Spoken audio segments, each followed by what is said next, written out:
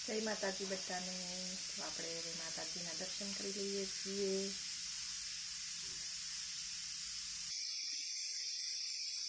તો આપણે હવે સવારનો નાસ્તો પતી ગયો છે। હવે આપણે વાસણ ઘસીને પછી રસોઈ બનાવશું। તો આપણો નાસ્તો પણ પતી ગયો છે સવારનો।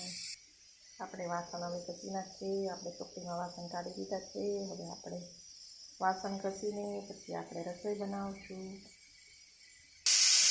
તો આપણે આજે ભરેલા મરચાં બનાવવા છે। તો ભરેલા મરચાં બનાવવા માટે મેં ચણાનો લોટ લઈ લીધો છે। એમાં આપણે બધો મસાલો એડ કરી દીધો છે। મીઠું, મરચું, હળદર, ધાણા જીરું, ખટાશ લસણવાળું ખાતા હોય તો લીંબુ, ખાંડ ને આપણે 2 જણ માટે જ આજે બનાવવાના છે મરચાં। તો આપણે 3 મરચાં લઈ લીધા છે।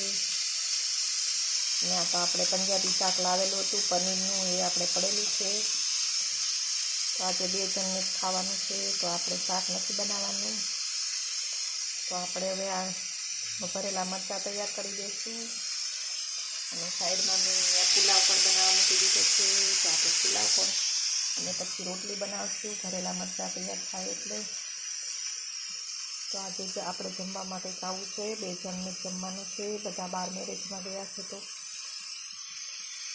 ભરેલા મરચાં હમણાં બનાવી દઈશું આપણે।